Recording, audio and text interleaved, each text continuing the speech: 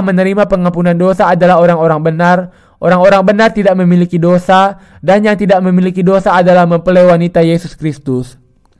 Ketika mempelai wanita memiliki iman yang demikian, mereka bisa menikah dengan mempelai pria, dan mempelai pria bisa menerima mereka ke dalam tangannya. Dengan demikian, hanya ketika perantara rohani itu menyiapkan mempelai wanita dengan firman kebenaran, mereka bisa berhasil mengatur jalannya pernikahan itu.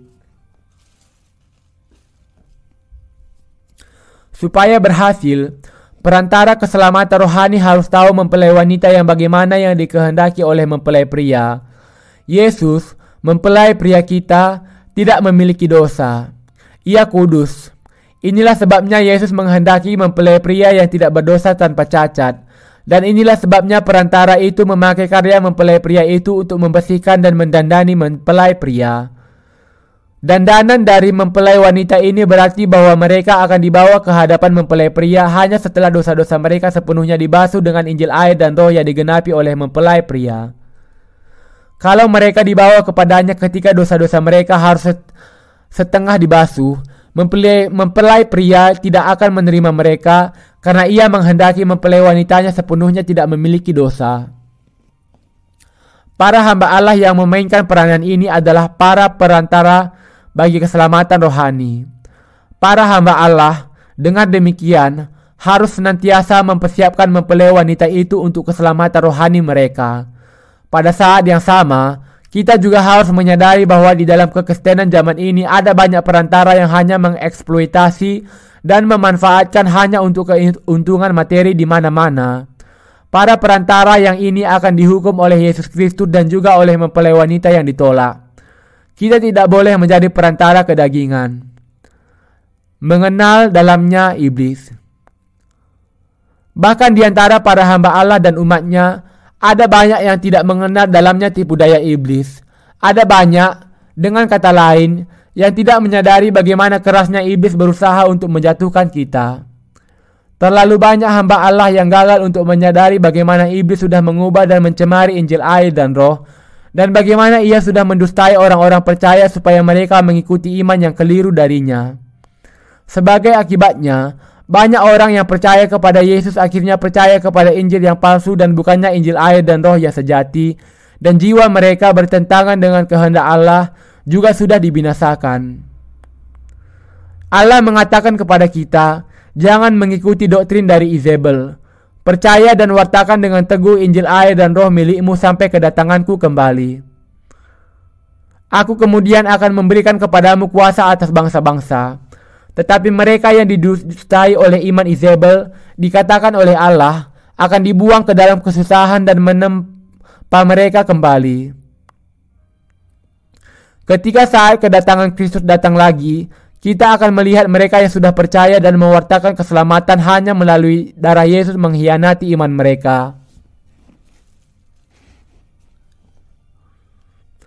Mereka adalah orang-orang yang cenderung membanggakan iman mereka, selalu merasa lebih hebat dibandingkan dengan orang-orang yang berbeda dengan mereka. Tetapi Allah membedakan dan membagi antara iman mereka dan iman orang-orang yang percaya kepada Injil air dan roh. Dan barang siapa menang dan melakukan pekerjaanku sampai kesudahannya, kepadanya akan kukaruniakan kuasa atas bangsa-bangsa, dan ia akan memerintah mereka dengan tongkat besi. Mereka akan diremukkan seperti tembikar tukang periuk, sama seperti yang kuterima dari Bapakku. Ketika Tuhan kita kembali ke dunia ini, akan ada banyak orang Kristen yang akan bertemu Tuhan sebelum mereka dilahirkan kembali. Karena mereka tidak percaya kepada Injil air dan roh, mereka akan bertemu Tuhan dengan masih ada dosa di dalam hati mereka.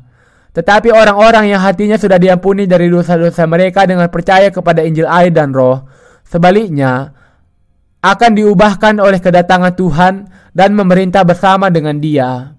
Seperti yang dikatakan di sini, kuasa dari Tuhan dan umatnya adalah seperti tongkat besi yang meremukkan tembikar tukang periuk.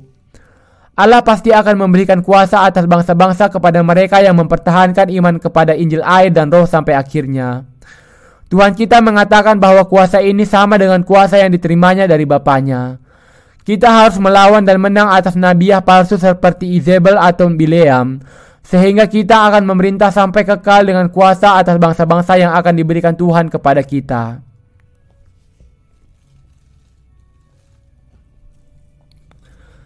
Kejelasan keselamatan kebenaran. Untuk menyelamatkan orang berdosa, Tuhan sudah datang ke dunia ini, dan untuk menanggung segala dosa manusia ke atas dirinya, Ia harus dibaptiskan oleh Yohanes. Karena Tuhan dibaptiskan untuk menanggung segala dosa kita, Ia bisa membawa semua dosa itu ke kayu salib, mati untuk dosa-dosa itu, dan bangkit kembali dari kematian. Ia sudah melakukan tindakan kebenaran bagi kita, karena Ia tidak bisa tahan lagi melihat manusia yang senantiasa melakukan dan bergumul atas dosa-dosa mereka. Injil air dan roh adalah kebenaran yang akan membebaskan Anda dari segala dosa Anda. Dan Tuhan kita bisa menjadi juru selamat bagi semua yang percaya kepada Injil air dan roh. Karena Tuhan kita sudah dibaptiskan oleh Yohanes, Ia bisa menghasilkan buah dan hasil yang luar biasa yang disaksikan di dalam Yohanes 1 ayat 29 dan Yohanes 19 ayat 30. Lihatlah anak domba Allah yang menghapus dosa dunia. Dan sudah selesai. Mereka yang memiliki keyakinan akan penebusan mereka melalui firman Allah bisa memiliki iman yang kuat di dalam Dia karena mereka tahu bahwa Yesus membereskan semua dosa-dosa mereka melalui baptisannya. Kita harus dengan tulus memperhatikan hati kita sendiri. Karena kita tidak percaya kepada Injil air dan roh, dosa-dosa kita akan tetap ada di dalam hati kita. Ketika kita memperhatikan dengan seksama apa yang ada di dalam hati orang-orang yang mengabaikan baptisan Yesus dan hanya percaya kepada darahnya di kayu salib, kita melihat keberadaan dosa di dalam hati mereka tidak bisa disangkali. Kita harus memperhatikan secara seksama kepada baptisan Yesus oleh Yohanes Pembaptis dan percaya kepada hal itu dengan lebih kuat lagi, karena kita tidak boleh menambahkan atau menyisipkan pemikiran kita ke dalam firman Allah. Kita semua harus melawan Injil palsu itu, karena hal itu bisa menghancurkan iman mereka yang percaya kepada Injil air dan roh. Yesus sendiri pernah mengatakan kepada kita, waspadalah akan ragi orang Farisi. Ragi di sini bukan menunjuk kepada yang biasa digunakan untuk membuat minuman atau membuat kue, tetapi Injil yang tidak mengandung baptisan Yesus. Kita harus mengenal dan percaya kepada kenyataan bahwa Yesus membawa segala dosa dunia ke kayu salibnya dengan menanggungkannya ke atas dirinya dengan baptisannya, dan bahwa ia sudah menjadi juru selamat kita yang sejati dengan disalibkan di kayu salib dan bangkit kembali dari kematian. Dalam bagian ini, Yesus menerima segala dosa dunia melalui baptisannya oleh Yohanes dan menjadikan semuanya lenyap melalui darahnya di kayu salib. Dari sisi manusia, karena mereka tidak percaya kepada baptisan yang diterima Yesus dari Yohanes, dosa-dosa mereka akan senantiasa ada. Tanpa percaya kepada kebenaran bahwa Yesus dibaptisan oleh Yohanes untuk menanggung segala dosa dunia ke atas dirinya, dosa-dosa mereka tidak bisa sepenuhnya dihapuskan. Injil air dan roh adalah Injil kuasa yang membasuh segala dosa kita dan menjadikannya putih seperti salju ketika kita percaya kepada baptisan Yesus dan darahnya di kayu salib sekaligus. Mari kita menjadi pemenang. Dari bagian ini, kita bisa melihat apa yang dikatakan firman Allah kepada jemaat Tiatira. Allah berjanji kepada pelayan jemaat Tiatira bahwa ia akan memberikan kepada mereka kuasa atas bangsa-bangsa. Semua orang-orang kudus yang dilahirkan kembali hidup dalam perjuangan rohani sedang ada dalam peperangan rohani. Kita harus selalu menang dalam peperangan rohani ini dengan menggunakan iman kita kepada Injil air dan roh. Peperangan rohani ini dimulai sejak saat seseorang percaya kepada Injil air dan roh. Mereka yang percaya kepada Injil air dan roh harus mengalahkan iblis dalam pergumulan mereka. Beberapa di antara kita berjuang melawan iblis dan akan menang atas Injil palsu sampai hari ketika mereka harus menghadapi Allah. Mereka yang menang percaya bahwa Tuhan kita sudah menghapus dosa kita dengan datang ke dunia ini, dibaptiskan, mati di kayu salib, dan bangkit kembali dari kematian. Tidak peduli apapun kata orang lain, mereka tidak goyah dalam iman mereka bahwa tempat pembasuhan dosa-dosa mereka adalah di sungai Yordan, dan bahwa segala dosa mereka ditanggungkan kepada Yesus melalui baptisan yang diterimanya dari Yohanes. Tuhan kita sudah memerintahkan kepada kita untuk melawan dan menang atas iblis. Daging kita mungkin berjuang keras dan kadangkala lelah, tetapi iman kita kepada Injil air dan roh tidak pernah kalah dalam peperangan melawan Injil palsu. Tuhan mengatakan, masuklah melalui pintu yang sesak itu, karena lebarlah pintu dan luaslah jalan yang menuju kepada kebinasaan, dan banyak orang yang masuk melaluinya, karena sesaklah pintu dan sempitlah jalan yang menuju kepada kehidupan, dan sedikit orang yang mendapatinya. Matius 7 ayat 13-14. Nabi Elia dalam perjanjian lama melawan dan menang atas 850 iman Baal. Rasul Paulus juga mengatakan bahwa tidak ada Injil lain selain yang diwartakannya. Galatia 1 ayat 7. Injil yang diberitakan Paulus ini tidak lain dari iman kepada baptisan Yesus dan darahnya di kayu salib. Mereka yang percaya kepada Injil ini, walaupun masih memiliki beberapa kelemahan bahkan setelah mereka dilahirkan kembali, selamanya tidak menanggung dosa apapun di dalam hati mereka. Tuhan kita sudah membasuh segala dosa kita dengan airnya dan ia menerima semua penghukuman dengan darahnya. Baptisan Yesus dan darahnya di kayu salib memberikan penebusan kekal kepada semua yang percaya. Bagi mereka yang diselamatkan, Tuhan memberikan kuasa untuk mempertahankan iman mereka, melawan dan menang sampai kepada akhirnya.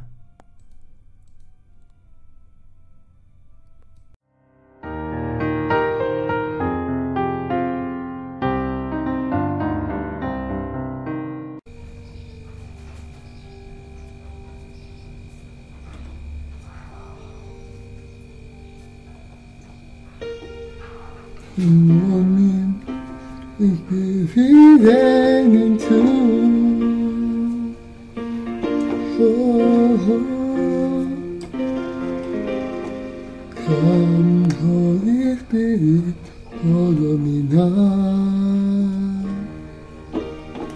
I need your anointing, come with your power. I love you, Holy Spirit, you captivate my soul. And every day I grow to love you more. Come, Holy Spirit, follow me now. I need your anointing, come with your power.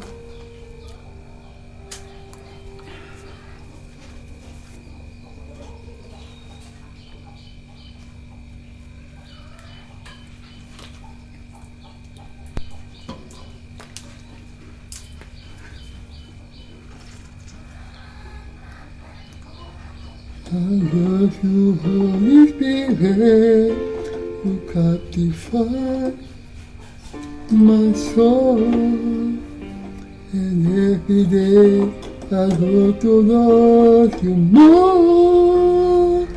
I'm reaching out for your heart, you hold my life in your hand, draw me closer to you.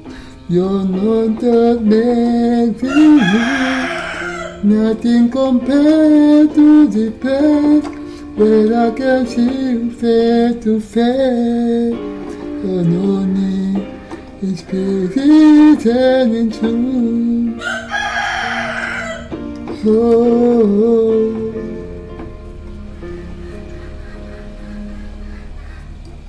Come, Holy Spirit, follow me now.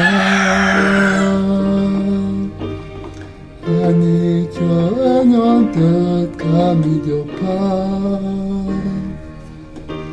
I love you, Holy Spirit.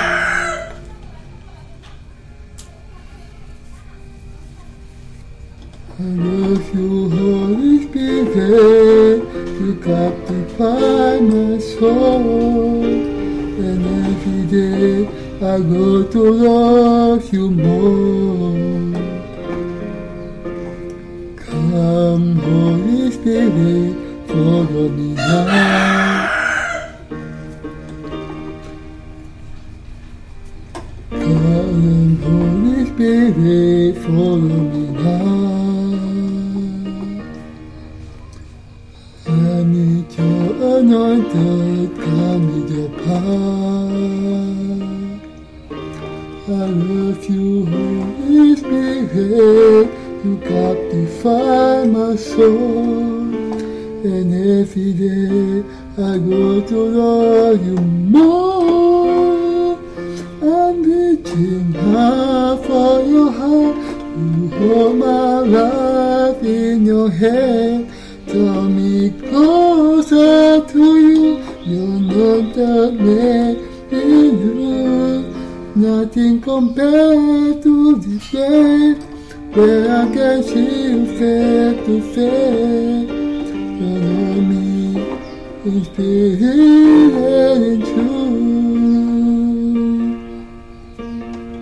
Oh, come, Holy Spirit, come, Holy Spirit, follow me now. I need your anointed, come with your power. I love you, Holy Spirit, you captivate my soul, and every day I go to love you more. I'm reaching out for your heart, you hold my life in your hand. Draw me closer to you, you're not the man in you. Nothing compared to the place where I can see you face to face.